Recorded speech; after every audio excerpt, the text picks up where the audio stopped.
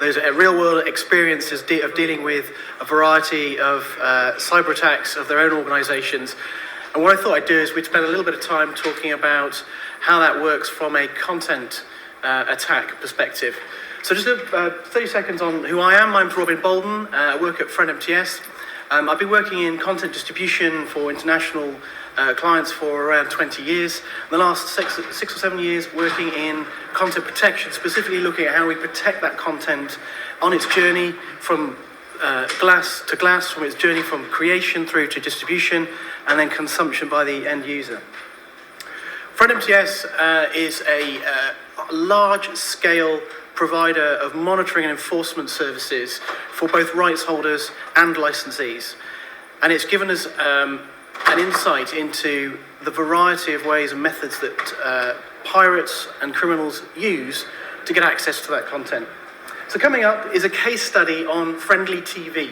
Now this is a fictional platform in which we'll go into a little bit more detail. And we're going to look at some of the attacks that they have suffered. We're going to look at some of the responses and approaches that they've taken in order to mitigate some of those problems. But they're all based on real-world examples. So let's go on to Friendly TV. So a lot of common characteristics that you'll recognize. They provide pay TV, linear broadcast. They provide those services to their customers both in set-top boxes and a fleet of devices that are deployed in the regions that they operate. They also operate OTT services that are delivered onto apps, through web browsers and so on. And like many platforms today, they syndicate some of their original programming to other licensees, other platforms within their regions, and they're bundled and branded as Friendly TV content. And the key thing here is it's been great to hear people talk about implementing robust checks, ensuring that the customer experience is maintained, making sure that the show always stays on the air. That's brilliant, because pirates love platforms that are very robust and deliver good services. They are the ideal target for this sort of activity. Pirates will always choose the easiest and most simple path to get what they're looking for. So let's just do a quick audit of some of those typical services. So let's look at the distribution paths. So we'll be very familiar with, as I've just mentioned, linear and OTT, and that syndication at the bottom. The medium, again, very consistent with our industry, so satellite, cable, IP, and then apps and web delivery for OTT. I've added HDMI in there as well because that is a very classic vector, particularly for any content that's delivered through a device that needs to connect to a display device. That's a classic aspect that's often used by pirates. Then let's look at some of the technical protection measures that we as an industry will typically use to keep our legitimate subscribers within the guardrails of the subscription that they have acquired and they are paying for. So whether it be linear broadcast, we'll be using conditional access and technologies like that. HDCP, which is the content protection technology for HDMI. And then as we move online to OTT services, we'll be using digital rights management.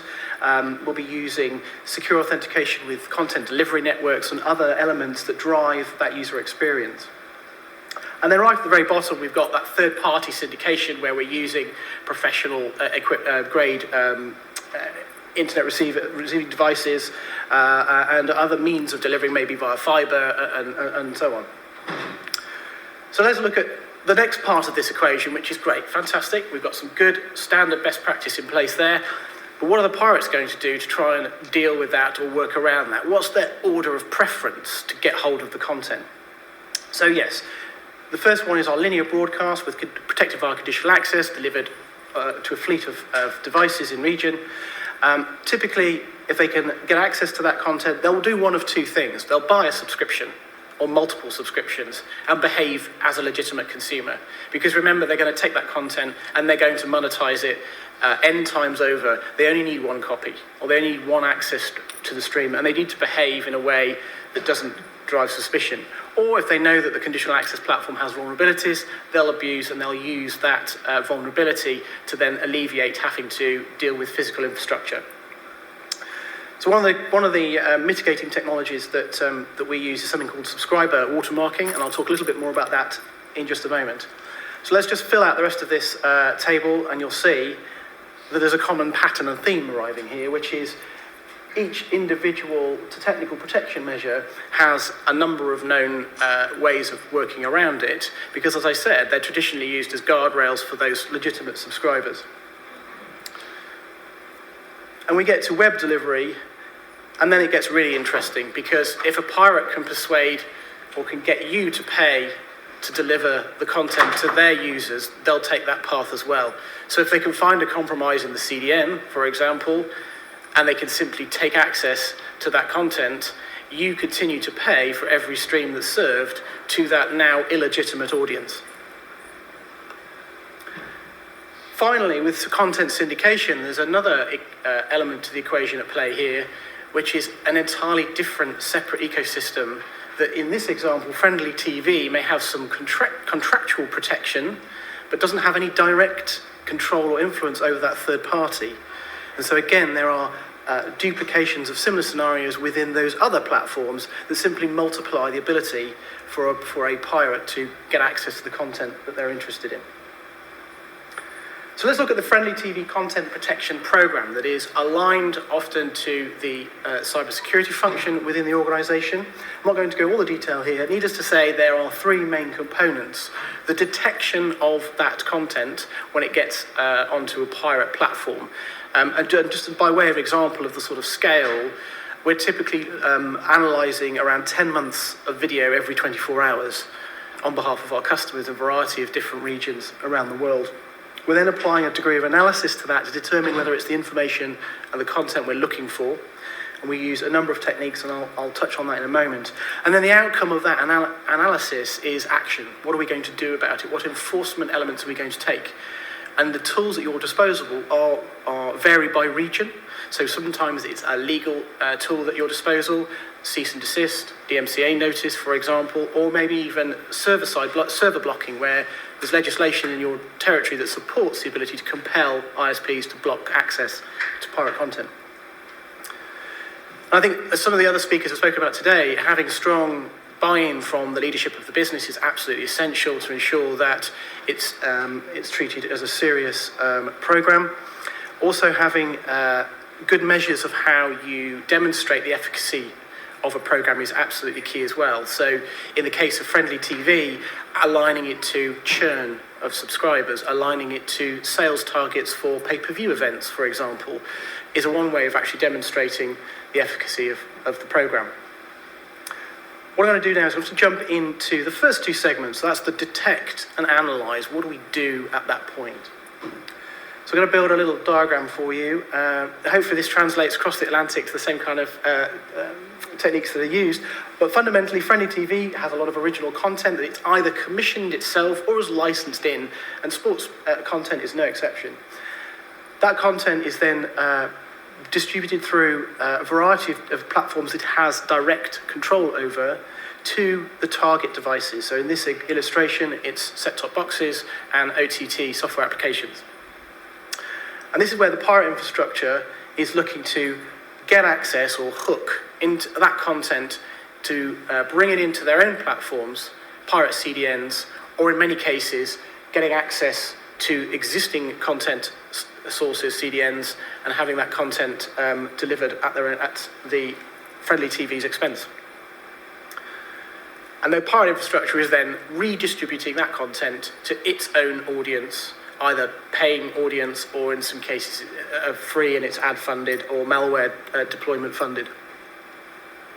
So our technology that we use to really drive this entire function on a large scale is called video fingerprinting.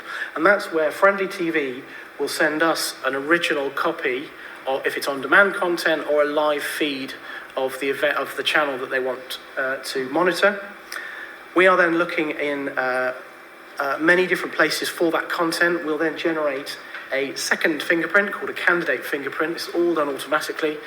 And this then provides a positive match against that reference, which we then pass information back to Friendly TV for enforcement action that they will either take or we can take on their behalf. And this is measured, the success of this is measured in seconds or minutes. It has to happen in almost real time, because the success, particularly a sporting event, if you're not removing content certainly before halftime, if not in the first quarter of an event, it's effectively not successful.